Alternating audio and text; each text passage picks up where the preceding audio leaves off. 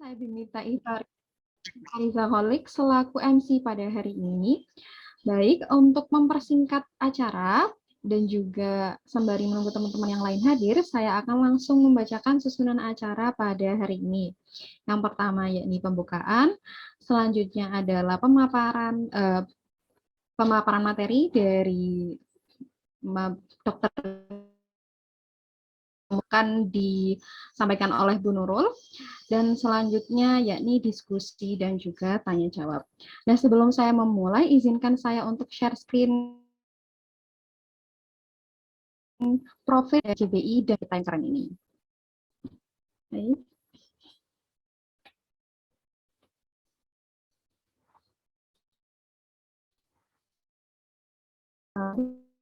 Punya yang sudah berpengalaman sekali bahasa isyarat dari tahun 2013. Kemudian beliau juga sekarang aktif di community organizer ya, dan juga sekarang masih mengambil S2 di UIN Sunan Kalijaga, Yogyakarta.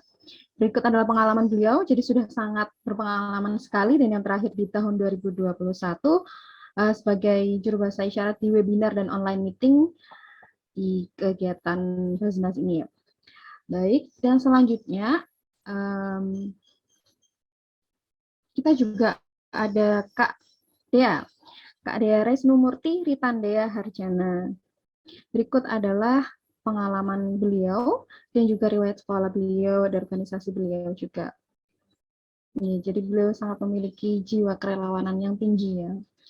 Nah, selanjutnya ini ada moderator kita, CV dari moderator kita, yakni ada Bu Nurul Saada Andriani. Beliau merupakan direktur dari Sabda, Sentra Advokasi Perempuan, Difabel, dan juga Anak. Jadi beliau sangat pas sekali untuk menjadi adalah CV dari beliau, inovasi yang sudah beliau lakukan, kemudian ada background pendidikan beliau merupakan lulusan Magister Hukum di UGM, dan berikut adalah course yang sudah diambil beliau. Nah, baik. Untuk mempersingkat waktu, selanjutnya waktu dan tempat akan saya persilahkan kepada Bu Nurul. Kepada Bu Nurul saya persilahkan. Ya, halo, selamat pagi semua. Selamat siang, bukan selamat pagi karena ini sudah pukul 11 ya. Selamat pagi. Tapi kita semangatnya kan selalu semangat pagi. Salam warahmatullahi, salam sejahtera, salam sehat buat semua. Begitu ada pandemi, kita betul-betul menyampaikan salam sehat. Semoga semuanya diberikan kesehatan oleh Tuhan. Ya, rekan-rekan semua, hari ini adalah hari yang berbahagia, gitu ya. Hari yang berbahagia di mana ada acara yaitu berbagi pengalaman lapang berkaitan dengan vaksinasi COVID-19 untuk difabel, terutama untuk anak inklusi, komorbid, dan lansia. Acara ini sendiri diselenggarakan oleh beberapa pihak, yaitu ada RMIT University, ada Vaksin Confident Fund, Global Impact, dan juga bekerja sama dengan Sabda. Ya, beberapa hal yang menarik di sini adalah bahwa kita melihat bahwa sekarang sampai dengan saat ini pandemi COVID belum dan kemudian beberapa upaya yang dilakukan oleh pemerintah adalah dengan vaksin. Ya, apakah suara saya sepertinya Mbak Maya jelas ya? Yeah. Ya, acara ini sendiri sebetulnya dilatar belakangi oleh beberapa gitu ya. Di Asia gitu ya, sudah membuat semacam pandemic preparedness, responsive dan recovery plan atau PPRP di Asia Tenggara untuk menjamin hak difabel atau penyandang disabilitas seperti Vietnam dan Indonesia. Pedoman ini harapannya untuk melindungi penyandang disabilitas atau difabel sejak awal pandemik ini merebak ya. Tapi pedoman vaksinasi khusus bagi teman-teman difabel atau penyandang disabilitas, termasuk warga dengan komorbid dan lansia, selama ini masih sangat jarang dan hak-haknya masih terabaikan. Nah, sebetulnya sampai saat ini gitu ya, vaksinasi kalau misalnya di DIY gitu sudah di DIY cukup banyak, sudah hampir mungkin 90% sudah tervaksin, tapi mungkin untuk penyandang disabilitas sudah cukup banyak juga gitu ya. Melihat begitu banyak bukan hanya pemerintah tapi juga rekan-rekan kita dari organisasi masyarakat dan juga itu sudah berkontribusi di dalam proses-proses vaksinasi ini sendiri. Nah, sehingga sebetulnya, tapi kemudian memang ada hal-hal yang menjadi pertanyaan gitu ya, pertanyaan dari kita gitu ya. Sebenarnya nanti akan kita diskusikan dengan narasumber kita yang luar biasa gitu ya. Nah, sebelumnya gitu ya, kita diskusikan karena memang bagaimana kita nanti akan berbagi pengalaman di lapangan, apa yang kemudian dilakukan dan pengalaman-pengalaman beliau narasumber kita. Nah, tapi kemudian sebelumnya saya ingin membagikan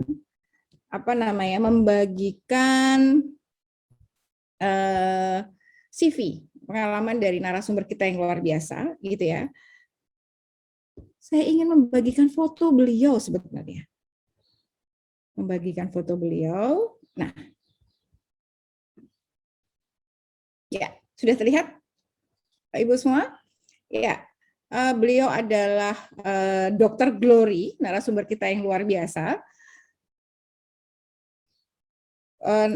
Berumur 47 tahun, itu masih muda, dari universitas, dulu kuliahnya di Fakultas Kedokteran Trisakti Jakarta. Sekarang beliau menjabat menjadi Kepala Puskesmas Bambang Lipuro tahun 2013 sampai dengan saat ini. Berarti sudah hampir 9 tahun ya, hampir 9 tahun.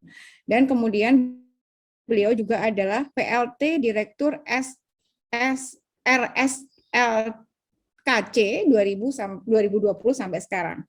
Nah, kita akan banyak berdiskusi dengan beliau karena pengalaman beliau sangat luar biasa dengan beberapa juga sudah memvaksin gitu ya, hampir kemarin itu ceritanya 40 berapa perdukuhan di 3 desa di Bambang Lipuro, dan ternyata juga ada yang memang berniat untuk mengkloning beliau. Mungkin saya juga sebenarnya berniat untuk mengkloning beliau karena pengalaman-pengalaman beliau yang luar biasa untuk memvaksin, melakukan upaya-upaya ini mendorong kelompok-kelompok rentan, termasuk kelompok penyandang disabilitas atau difabel, kelompok lansia, yang mereka itu untuk memastikan mereka bisa mendapatkan ini. Sementara di tempat-tempat lain, di daerah lain, itu tentu saja mungkin akan masih banyak kesulitan di situ. Nah, tapi gitu ya, Bapak Ibu sekalian, karena kita memang rekan-rekan semua gitu ya, kita ada di online meeting gitu ya, sehingga saya akan sedikit membicarakan tata cara untuk pertemuan kali ini. Oke. Yang pertama adalah bahwa seminar ini diadakan secara online sehingga panitia dan moderator akan mengatur lalu lintas diskusi sehingga akan lebih fokus dan nyaman untuk kita semua. Diskusi ini adalah diskusi santai, rekan-rekan semua. Oke, kemudian proses webinar atau diskusi ini akan dibagi, sebenarnya akan berlangsung sampai pukul 12.30 dan akan dibagi setidaknya menjadi beberapa bagian. Yang pertama adalah pemaparan dari narasumber. Kemudian juga ada diskusi interaktif, dan juga yang terakhir nanti akan ada tanggapan terakhir dari narasumber, yaitu dari Dr. Glory. Nah, berkaitan dengan proses ini gitu ya, untuk kenyamanan kita semua, harapannya peserta dapat mematikan atau memute, menutup mic saat proses diskusi berlangsung. Nah, bagi peserta gitu ya, dan ini mungkin juga akan dibantu oleh panitia kalau ada beberapa peserta yang kemudian belum menutup mic atau belum memute, mungkin bisa dibantu untuk menutupnya. Nah, bagi peserta yang akan memberikan pertanyaan atau tanggapan, harapannya bisa kemudian melakukan raise hand atau kemudian bisa menyampaikan itu melalui chat di sebelah. Nah, kemudian kalau saat kemudian ingin menyampaikan pertanyaan langsung setelah ada raise hand dan kemudian moderator atau saya akan memberikan waktu itu, harapannya peserta bisa kemudian membuka mic juga video sehingga kita bisa lebih mengenal teman-teman semua yang ada di sini. Nah, yang kelima dan yang terakhir bahwa diskusi ini akan ada juru bahasa isyarat yang akan membantu aksesibilitas bagi teman-teman difabel rungu bicara. Harapannya sehingga dengan adanya juru bahasa isyarat ini semua proses ini akan lebih aksesibel, akan lebih memudahkan bagi semua. Nah, berkaitan dengan itu, saya juga sekaligus mengingatkan diri saya sendiri untuk tidak berbicara terlalu cepat, sehingga akan lebih mudah bagi teman-teman juru bahasa isyarat menerjemahkan, sehingga tidak berlari-lari seperti itu. Nah, Bapak Ibu sekalian, untuk kemudian tidak memperpanjang waktu, gitu ya, saya akan memanggil Dr. Glory, narasumber kita yang luar biasa. Selamat pagi, selamat siang, selamat pagi karena semangatnya selalu pagi, dan selamat siang karena ini selamat pagi, selamat siang. Sehat, sehat-sehat semuanya. Sehat, alhamdulillah. Dr. Glory, sehat. Terima kasih. Ya, oke. Ya. Alhamdulillah, terima kasih sehat. Iya, puji syukur juga, alhamdulillah. Semua peserta kita juga di sini, saya yakin juga sehat-sehat dan harapannya akan selalu sehat, termasuk semangatnya kita selalu sehat. Dan alhamdulillah, ya, paling tidak, gitu ya, kita selalu bersemangat untuk mendengarkan pemaparan dari Dr. Glory berdasarkan pengalaman-pengalaman cerita beliau untuk ini.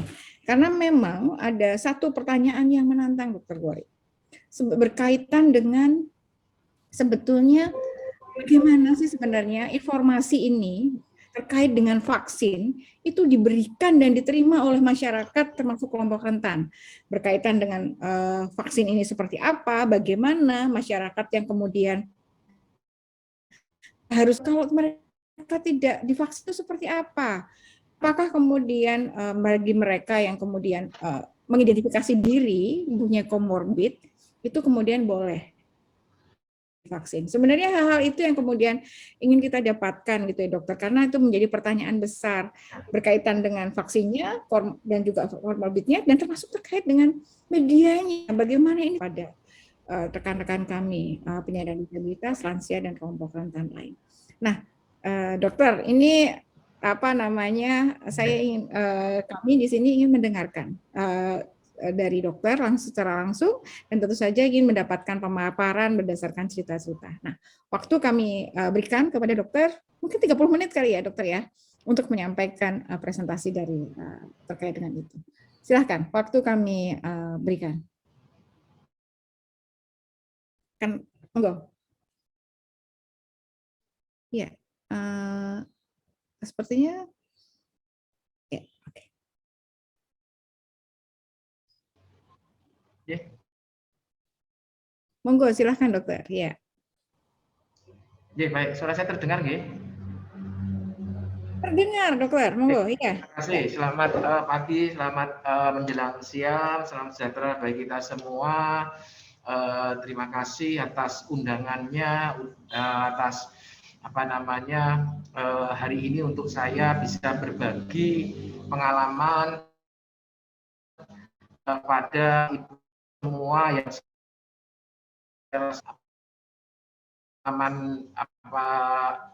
sangat luar biasa karena Bapak Ibu semua sangat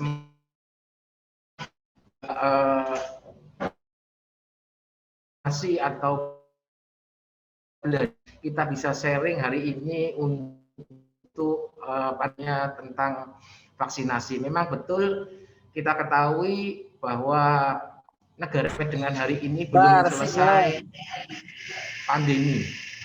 Pandemi COVID-19 sampai dengan hari ini belum selesai, masih belum tutup. Pak Presiden kemarin masih memperpanjang situasi pandemi dan kita ketahui saat ini Bapak Ibu semua kondisi kita di bulan Januari 2020 itu sebetulnya situasi sekarang seperti situasi kita saat 2020 awal tahun.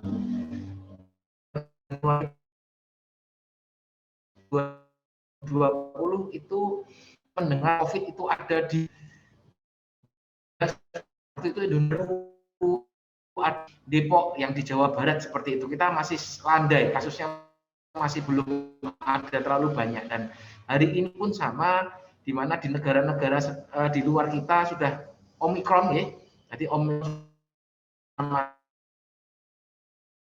kecepatan Omikron kita ya, walaupun memang kasus Omikron kan artinya bahwa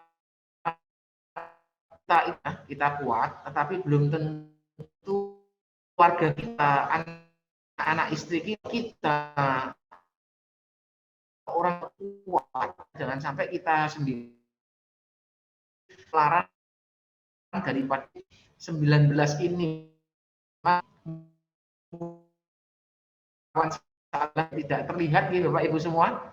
Ya, sampai dengan hari ini pun kita nggak bisa melihat COVID itu di posisi sama, nggak tahu nih COVID ada di mana, tetapi benar-benar nyata ya. Di mana kita kemarin di bulan Juni, Juli, Agustus itu betul-betul, karena saya kebetulan juga sebagai PLT Direktur di Rumah Sakit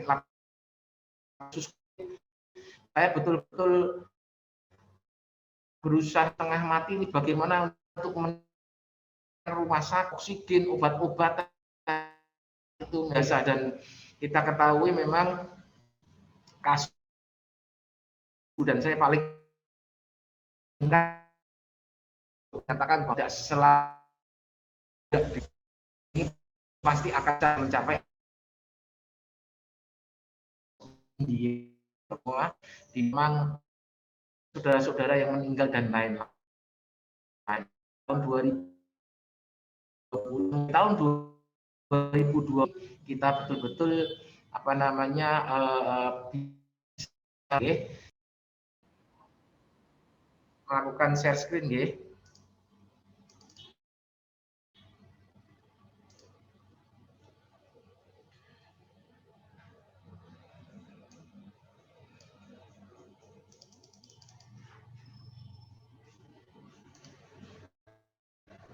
Saya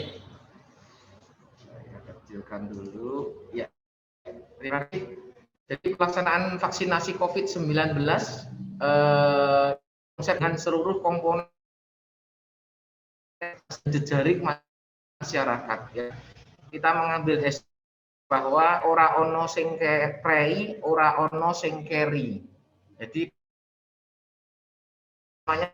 secara menerus supaya tidak ada masyarakat yang tertinggal untuk bisa mendapatkan vaksinasi ini. Karena memang sekali lagi vaksinasi sangat penting, tetapi vaksinasi bukan segala-galanya. Artinya bahwa kalau kita sudah divaksin artinya tidak bisa terkena COVID, tidak. Tetapi vaksinasi tidaknya bisa mengurangi resiko daripada keparahan penyakit itu sendiri ya. Kita ketahui di Indonesia itu ada sekitar 17.000 pulau, 34 provinsi, 416 kabupaten, 48 kota. Luar biasa, ya, Indonesia itu. Dan kita harus menyuntikkan di 297 juta masyarakat Indonesia. Ya, jadi Pak Jokowi, Presiden kita sangat luar biasa bagaimana mereka mengamankan vaksinasi ini supaya seluruh komponen masyarakat itu bisa tervaksin. Jadi saya harapkan masyarakat-masyarakat yang belum vaksin itu bisa segera untuk melakukan vaksinasi ini, karena pemerintah juga memberikannya semuanya gratis ya Bapak Ibu semua, tidak ada yang berbayar rupiah, bahkan tenaga kami vaksinator semuanya juga tidak ada yang berbayar, ya seperti itu. Ini kita lakukan pertama kali vaksinasi di wilayah saya, saya ceritakan di Bambang Lipuro, itu kami mulai pada bulan Februari 2021 ya, di mana waktu itu kita menyatakan bahwa vaksin pertama kali diperbolehkan untuk nakes, karena memang nakes saat itu sangat diperlukan sekali tenaga dan kesehatannya untuk sebagai garda pertahanan terakhir. Jadi Bapak Ibu semua, perlu saya sampaikan di sini, sekalian saya tekankan bahwa di dalam sistem pandemi itu justru masyarakatlah yang ada di garda terdepan. Jadi bukan kami tenaga kesehatan yang ada di garda terdepan, justru Bapak Ibu lah yang ada di garda terdepan, dan kami sebagai tenaga kesehatan adalah di garda terbelakang, di mana kami adalah benteng terakhir untuk menjagani, atau istilahnya kami siap, ya kan, jika Bapak Ibu semua atau masyarakat itu terjadi apa-apa.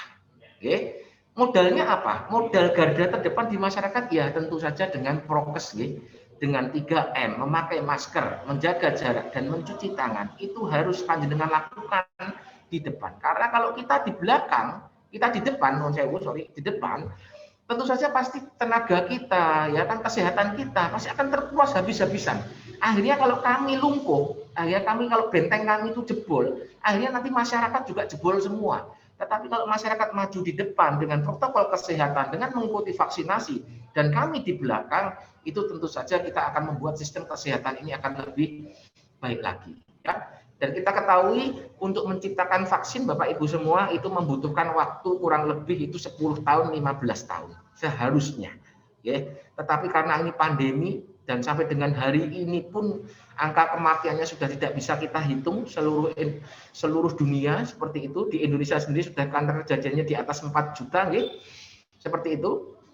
Dan kita bersyukur vaksin itu bisa ditemukan di akhir tahun 2020,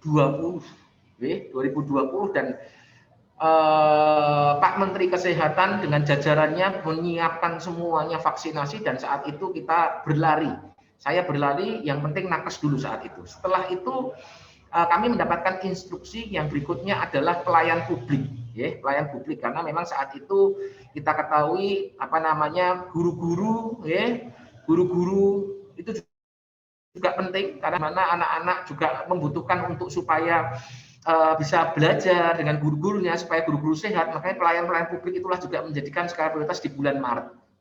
Dan setelah itu roadmap kami di bulan April kami memvaksin lansia dan kelompok rentan. Saat itu Pak Menteri Kesehatan karena melihat kasus di mana kasus angka kematian lansia akibat COVID itu tinggi, resiko penularannya juga tinggi pada lansia, Pak Menteri Kesehatan akhirnya mengatakan bahwa fokuslah di lansia, seperti itu. Dan saya mengambil langkah strategis di bulan April itu, kami melakukan vaksinasi turun ke dusun.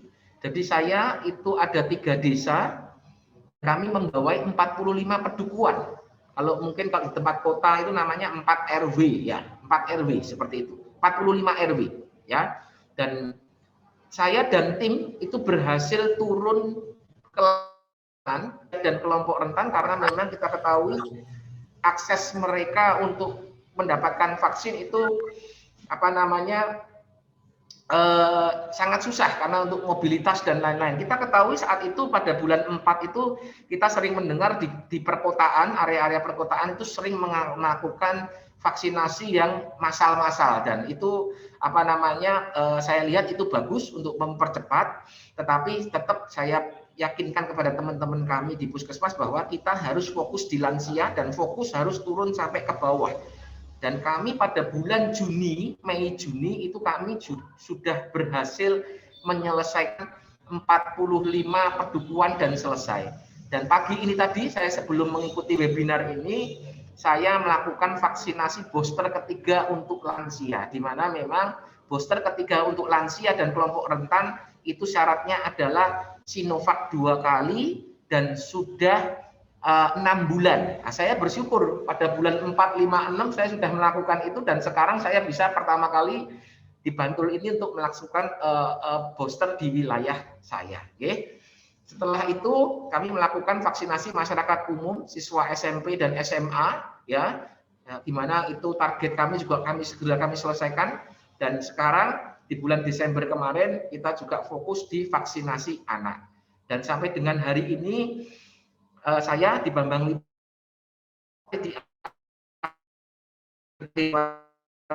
untuk vaksinasi anak dosis 2, untuk vaksinasi lansia dengan komorbid, ya itu semua sudah kami selesaikan. Dan sekarang kami tinggal fokus, kami selipi hari-hari kami ini, kami terus berlari untuk mensisipi vaksinasi booster ketiga, seperti itu. Okay? Nah, jadi vaksinasi itu harus berbasis gotong royong Bapak Ibu semua. Jadi sebetulnya untuk melakukan vaksinasi itu kita membutuhkan tim ya Bapak Ibu semua. Tim itu minimal harus ada 10 orang untuk melakukan suatu kegiatan vaksinasi COVID ini. Di mana 10 orang itu terdiri dari 3 orang itu nanti di tensi, 1 orang untuk suntik, ya, perawat atau bidan untuk suntik, dan 4 orang untuk inputer piker memasukkan data Bapak Ibu semua. Dan ternyata kecepatan 10 orang ini, kecepatannya itu saya lihat, saya pelajari, ternyata paling maksimal itu hanya mampu sehari itu 200 sampai dengan 200 bisa tersuntikkan. Okay? Dengan seperti ini, satu tim seperti ini bisa seperti itu. Okay? Bapak Lurah, kalau seandainya pengen cepat Bapak Ibu Lurah,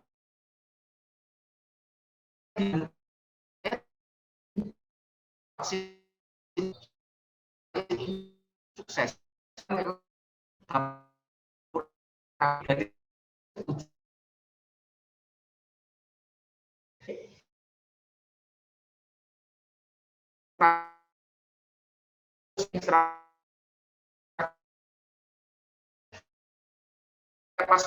Di mana persiapan pelaksanaan vaksin, pendataan sasaran, mengundang peserta, mempersiapkan lokasi, perlengkapan sarana prasarana dan kegiatan vaksin. Ya, sasaran lansia, lokasi dilaksanakan pedukuhan agar mudah terjangkau oleh lansia. Oke, seperti itu. Ini adalah terobosan yang kami lakukan. Oke, namanya kami sebutkan serbuan vaksin desa. Saat itu saya melihat ide ini muncul setelah saya melihat vaksinasi yang ada di JEC waktu itu. Di Jogja itu ada di JEC, di mana dia bisa memvaksin ribuan orang dalam 1 hari. Saya pelajari, saya lihat. Dan setelah saya berpikir, tidak lama saya mencoba. Saya yakinkan bahwa ini bisa saya lakukan di desa. Bahwa kota bisa melakukan serbuan vaksin di atas 1000. Saya yakin desa juga bisa memvaksin di atas 1000 seperti itu. Dan akhirnya saya ketemu Bapak Ibu Lurah, saya sampaikan, yuk kita uji coba Bapak Ibu Lurah, kita melakukan serbuan vaksin, tetapi dengan syarat 10 orang ini tadi saya tolong dibantu. Kalau 10 orang ini hanya dipasarkan kepada puskesmas saja, kita akan berat. Seperti itu, kita akan nggak bisa mungkin lari. Karena Bapak Ibu semua, kita ketahui bahwa puskesmas itu juga membuka layanan, jadi membuka layanan ibu hamil, vaksinasi rutin, pemeriksaan anak, pasien-pasien dengan penyakit-penyakit yang tidak menular dan lain-lain. Tentu saja tenaga kami, kalau kami harus mengeluarkan 5 tim, kan kalau kita 1000 dibagi 200 sekali suntik bisa 200, berarti kan saya harus menurunkan 5 tim Bapak Ibu semua. 5 tim berarti kalikan 10 berarti 50 orang. Nah, puskesmasnya tutup. Ya kan, puskesmasnya tutup nggak melayani kan nggak mungkin karena puskesmas harus buka terus. Jadi saya sampaikan kepada Bapak Ibu Lurah, kita coba dan saya maunya 1000 sekarang. Saya bilang kalau nggak 1000 kita jangan lakukan vaksin. Nah, mohon maaf, kecepatan kami Satpol kami itu hanya 200 sampai dengan 250 itu saja sudah teler-teler. Artinya memang sudah sangat capek sekali gitu. Dan kita uji coba itu dan ternyata berhasil. Di 3 desa itu yang saya targetkan Sumber Mulyo itu 1000, saat itu bisa mencapai 1200. Di Sidomulyo saya targetkan juga 1000, tervaksin 1400. Di Mulyo Dadi saya targetkan vaksin 1000, itu ternyata 1500 yang tervaksin. Wah, luar biasa. Ternyata memang saat itu saya langsung duduk dan merenung bahwa hati ini rasanya puas sekali, walaupun kita capek, tetapi puas. Artinya bahwa ternyata kita bisa melakukan ini. Dan Bapak Ibu Lurah waktu itu berdiskusi dan saya, dia bilang, wah Pak Dokter ini luar biasa, capeknya sama, tetapi senangnya dalam hati itu sangat luar biasa karena masyarakat bisa segera tervaksin. Dan mereka langsung pengennya serbuan-serbuan itu, dia nggak ingin vaksin kecil-kecilan gitu. Dia bilang, dokter kalau vaksin sekarang saya gendang nantang balik, kalau jenengan mau kita langsung lakukan serbuan-serbuan. Nah, tekniknya tadi saya sampaikan bahwa tidak semua harus puskesmas. Kita harus bisa melibatkan 3 orang detensi, kita bisa melibatkan kader kesehatan. Kita ketahui di masing-masing desa mempunyai kader-kader yang luar biasa. Mereka kita bekali pelatihan-pelatihan tensi dan mereka sudah bisa. 3 orang kita ambilkan dari kader. 1 orang ini screening kita ambilkan dari puskesmas, tetap harus kalau screening ini nanti adalah dokter atau tenaga kesehatan. 2 orang suntik ini juga harus dari puskesmas, ya, karena kita nggak mungkin kader menyuntikkan, ya. 4 orang puter kita ambilkan daripada pemuda-pemuda, tokoh-tokoh masyarakat, kecamatan, desa, kita latihan untuk mereka meliputkan pikir. Seperti itu. Jadi dari puskesmas hanya tinggal menyiapkan 3 orang, Bapak Ibu semua. Nah, 3 orang kalau kita mau menurunkan 4 tim, tadi kan janjinya 1000 kan, berarti kan 4 tim. Berarti 4 kali 3 berarti saya hanya mengeluarkan 12 orang. 12 orang sehari saya keluarkan dalam puskesmas untuk melakukan serbuan vaksin, ringan bagi saya karena masih bisa jalan. Ya, paham ya? Jadi itu yang kami lakukan. Tapi ini kami lakukan serbuan setelah 45 lansia itu setelah kami kunjungi, karena lansia terus terang kami tidak bisa melakukan serbuan karena kalau lansia dilakukan serbuan terlalu cepat nanti mereka juga mobilitasnya juga agak susah. Jadi kami turunnya per dukuhan itu kami lakukan turun. Ya. Ini yang untuk usia remaja ke atas yang kita lakukan serbuan vaksin. Jadi hasilnya adalah target sasaran lebih cepat tercapai, penggunaan sumber dayanya lebih efisien, kerjasama lintas sektor, kelompok masyarakat dan pihak ketiga lebih kompak. Dan serbuan vaksin ini lebih mempereratkan kami antara puskesmas, kelurahan, masyarakat, kami terjalin erat sekali. Dan tujuan kami ini adalah nantinya kalau ini terjadi gelombang ketiga, mudah-mudahan tidak terjadi, kami sudah siap untuk bisa berkoordinasi, sudah siap untuk menghadapi Omikron ini. Karena kita memang sudah sejak awal sudah berkoordinasi. Dan Bapak Ibu semua, jujur, di dalam pelaksanaan serbuan vaksin ini tidak mungkin semua kegiatan itu 0 rupiah. Jadi 0 rupiah itu tidak ada. Jadi kita melakukan kegiatan itu pasti setidaknya ada makan dan minum. Itu pasti akan ada. Ya kan? Jadi kita libatkan masyarakat, kita libatkan lintas desa, supaya bergotong royong. Jadi kami puskesmas juga tenaganya nggak dibayar apapun. Ya, gitu. Dan kita semua betul-betul relawan nggak dibayar.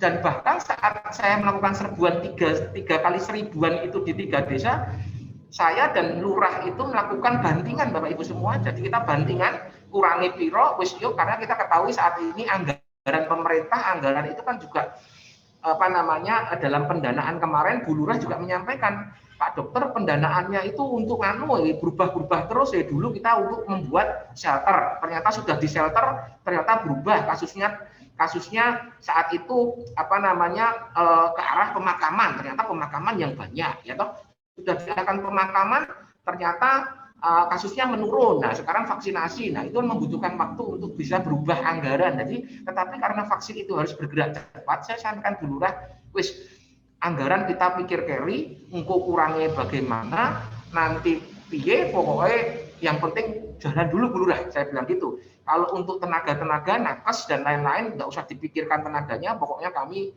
lari saja dan saya juga nggak bisa memberikan apa-apa. Kami puskesmas hanya bisa memberikan vaksin, kami hanya bisa memberikan pelayanan, dan itu mari kita bisa bersinergi bersama.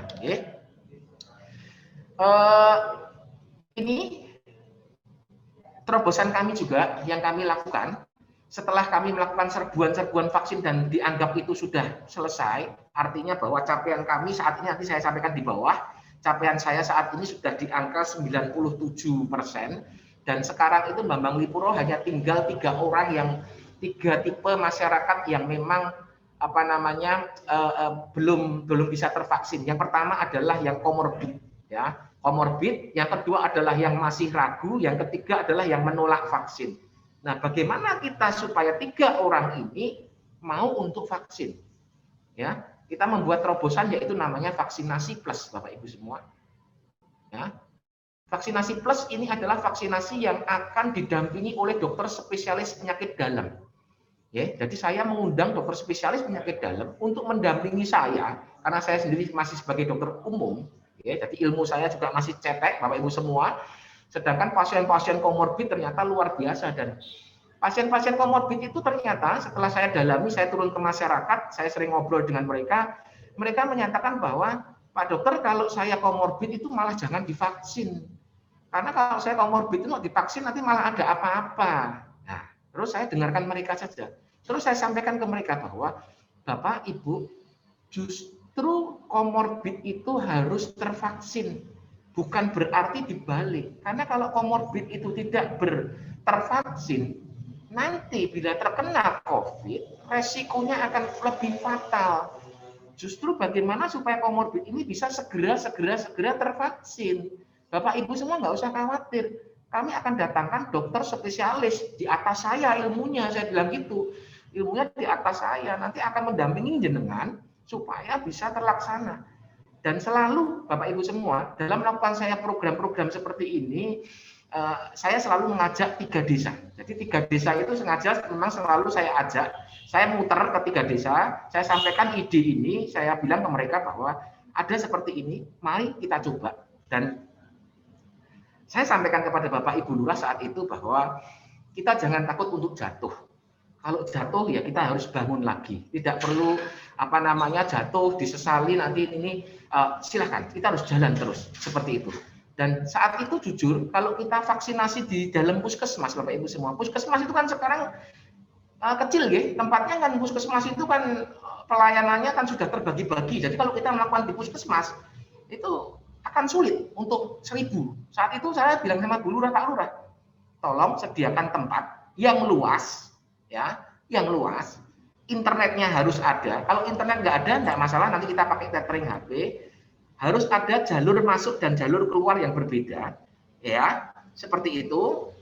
Saya syaratnya seperti itu. Dan nanti disiapkan tim tensi di depan, disiapkan tim screening, disiapkan tim suntik, disiapkan tempat observasi, itu akan bisa lancar. Saya sampaikan seperti itu. Itu langkah-langkahnya. Dan setiap kali akan melakukan vaksin, 1-2 hari sebelum kami rapat dan kami turun ke lapangan untuk memastikan supaya semuanya itu sudah siap berjalan dengan baik. Oke, itu sudah kami persiapkan. Jadi ini kembali ke vaksin spesialis ini, ya.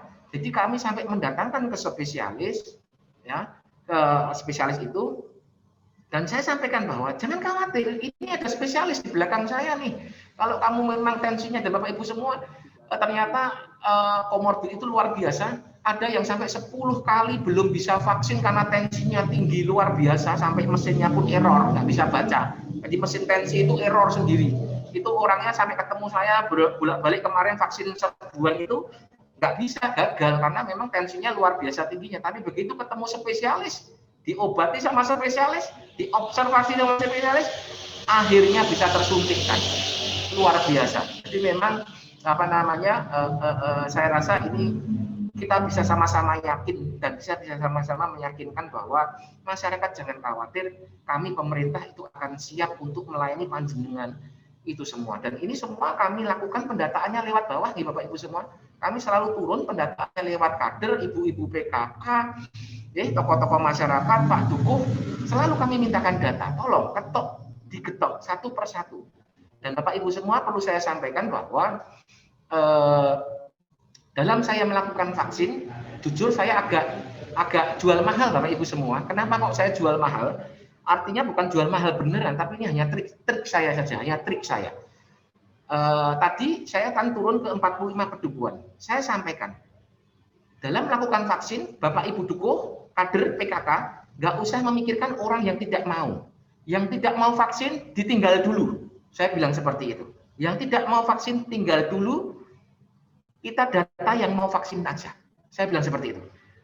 Nah, kenapa seperti itu? Karena memang jangan sampai nanti tadi yang vaksin 1000 tadi, kalau kita hanya nyebar undangan saja, asal nyebar undangan saja, dan akhirnya itu tidak berhasil, ternyata yang datang itu yang nggak mau, yang kasih undangan nggak mau datang, akhirnya nggak sukses. Orang masyarakat lihat saya nanti, wah Pak Glory ora sukses vaksinnya, ora payu, ternyata memang vaksin itu enggak bagus, jadi enggak sukses tuh, bikin 1000. Nah, saya pinter, saya ngetrik, saya kasih yang mau datang saja. Nah, sukses saya, makanya dengan 1000 bisa 1500 bahkan. Saya sukses untuk memvaksin. Tetapi saya sampaikan pada mereka bahwa yang tidak mau vaksin dan akhirnya mau vaksin, tolong ikuti saya. Saya tidak akan menarik mundur. Jadi kan 45 pedukuhan, ya. Kalau saya jalan, ya, kalau kamu yang di pedukuhan A, B, C, saya sudah jalan sampai D nih. Tadinya pedukuhan A ini nggak mau nih, pada nggak mau. Nah, kalau jadi mau, silahkan ikut saya di selanjutnya. Jangan saya ditarik mundur. Saya nggak mau, saya bilang gitu. Karena kalau saya ditarik mundur ke belakang, kita nggak akan selesai-selesai. Pandemi ini nggak akan selesai-selesai. Vaksinasi nggak akan selesai-selesai. Kamu tetap akan saya layani, silahkan jalan ikuti saya. Wah, Pak Glory besok dengan tim ada di pedukuhan ini, datanglah. Pasti akan kita layani, walaupun kamu bukan pedukuhannya ini. Seperti itu Bapak Ibu. Jadi itu hal-hal itu yang trik yang saya lakukan. Dan di Bambang Lipuro sendiri saya bersyukur, alhamdulillah, bahwa masyarakat tidak ada satupun yang memilih vaksin. Jadi nggak memilih vaksin ini, vaksinnya apa, tidak. Dan saya ngetrik lagi, vaksinnya itu sengaja nggak saya umumkan, saya hanya umumkan serbuan saja. Tapi tentu saja kita melakukan vaksin itu sudah ada rambu-rambunya nih Bapak Ibu semua. Untuk ibu hamil itu hanya bisa Pfizer dan Moderna, kan seperti itu toh. Untuk komorbid itu bisa Pfizer atau AstraZeneca, itu juga tidak masalah, ya kan? Itu ada semua sebetulnya, dan kita sudah pastikan tim kita yang turun itu sudah mengetahui apa yang harus kita vaksin dan vaksinnya cocok seperti itu. Jadi nggak usah khawatir. Dan karena kecepatan saya memvaksin itu, akhirnya masyarakat itu bisa mengikuti saya terus. Jadi kayak mengalir gitu saja. Justru mereka nggak akan, bahkan saya coba-coba ngetes ke mereka, saya tanya, kamu kok nggak tanya ini vaksinnya apa? Saya ikut aja, pokoknya vaksin apa saja saya mau divaksin. Seperti itu sampai yang beberapa saya tes, kok nggak mau tanya? Padahal saya mendengar beberapa di daerah di luar saya, waduh, nek vaksinnya Moderna dora gelem dateng, nek vaksinnya AZ dora gelem dateng, do pilih-pilih seperti itu. Tapi kok saya merasa di Bambang Lipuro kok tidak ada seperti itu ya, karena memang ternyata trik-trik yang saya lakukan ini ternyata berhasil di masyarakat itu, dan mereka akhirnya ikut dengan kita saja ya. Tentu saja juga kita bertanggung jawab Bapak Ibu semua, kita menyuntikkan, kita kasih nomor telepon, akses yang bisa dihubungi kalau terjadi apa-apa gitu, kita akan memantau mereka terus secara terus-menerus ya, seperti itu.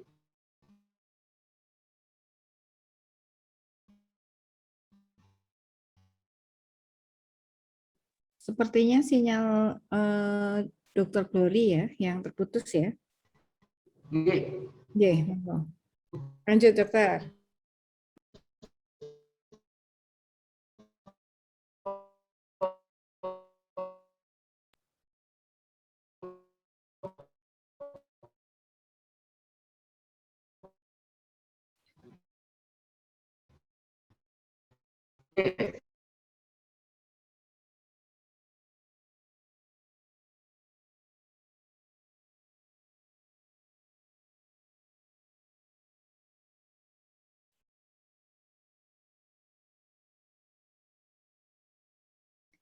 Ya, rekan-rekan semua, sambil menunggu Dr. Glory, kita kita masih menunggu Dr. Glory. Sepertinya sedang mencoba memperbaiki sistem. Monggo, dokter, lanjut. Monggo, lanjut.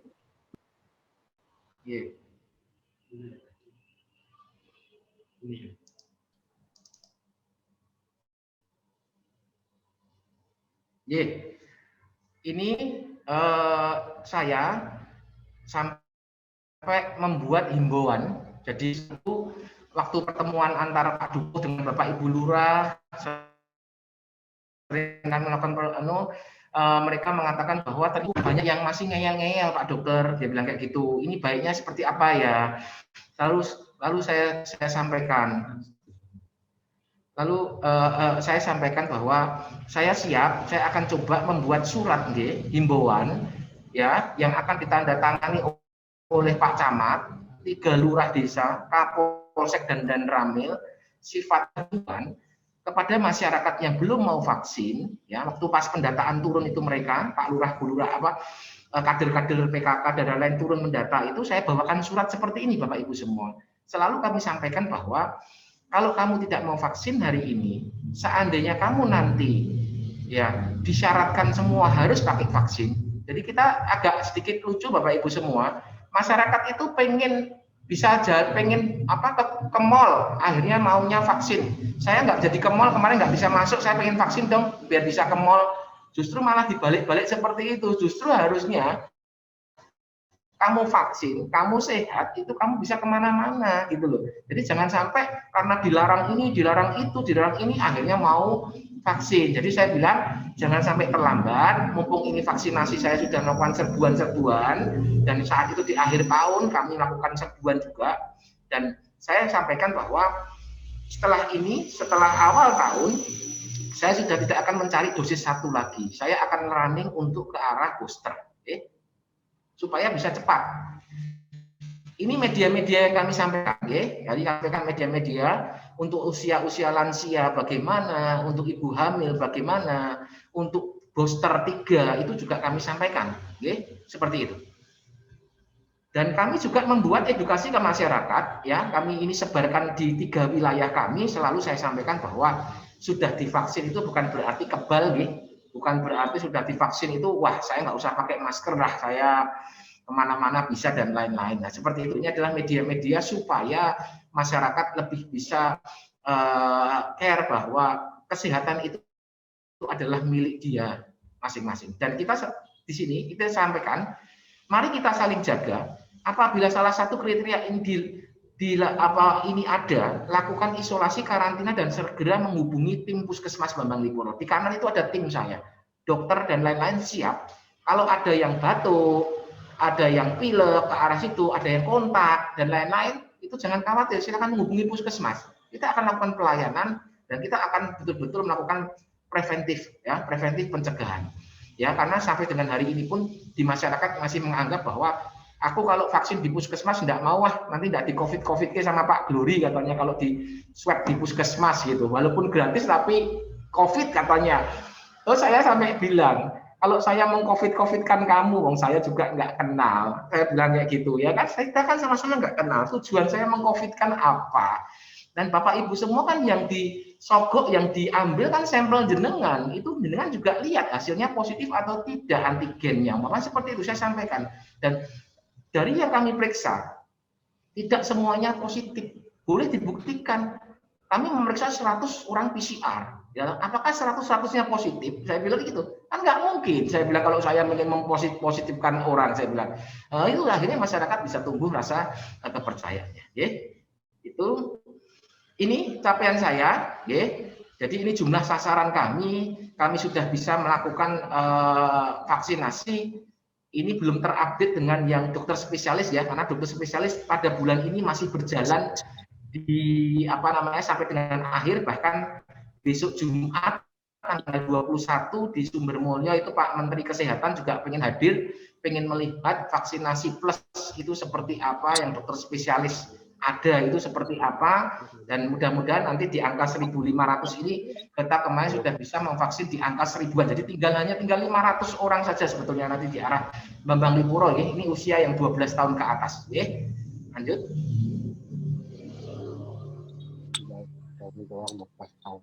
Nah ini untuk anak ya, yang ini untuk anak. Tadi usia ini lanjut. Oh yang ini untuk anak-anak, sorry. Yang ini untuk anak-anak. Oke, anak-anak kami sudah mencapai di angka 99% gitu. Anak-anak itu kami kita sudah bisa memvaksin. Tervaksin, kami bisa memvaksin semua akhirnya nanti, dan kita selesai untuk vaksin dosis anak di bulan ini juga. Oke, lanjut.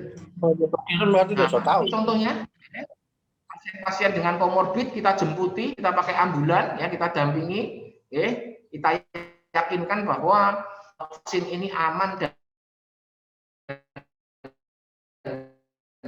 tidak masalah. Menit, ya 30 menit betul-betul yang komorbid itu tidak boleh pulang, ditunggu di satu tempat sampai dia betul-betul aman saja terus pulang. Ini Bapak Ibu semua jadwal kami, saya ambilkan contohnya kemarin yang saya bilang kami turun nih di dusun-dusun. Jadi kami melakukan pembagian rata kepada 3 desa. Jadi saya tidak memihak salah satu desa ora Sumber Mulyo terus tidak. Jadi kami membagi hari ini Mulyo Dadi, besok Sidomulyo, Mulyo Dadi, kembali lagi seperti itu, kembali lagi seperti itu. Itu hal-hal itu yang kami lakukan terus, ya berulang. Dan selalu masyarakat yang tadi yang saya sampaikan menolak tadi, kalau saya ada di mana jadwal saya, silahkan ikut saya dong. Saya bilang itu, ikuti saya. Karena saya nggak mungkin mundur lagi ke atas. Coba bayangkan Bapak Ibu semua, saya sudah sampai dengan Mulyo Dadi Kraton umpamanya. Tiba-tiba orang yang Mulyo Dadi Cangkring mau vaksin, saya suruh kembali ke pedukuhan mereka. Nah nanti kan saya nggak rampung-rampung lalu maju mundur. Jadi ikut deh, saya deh ke bawah gitu. Lanjut. Nah ini puskesmas saya. Terima kasih. Saya rasa presentasi saya. Monggo waktu saya kembalikan.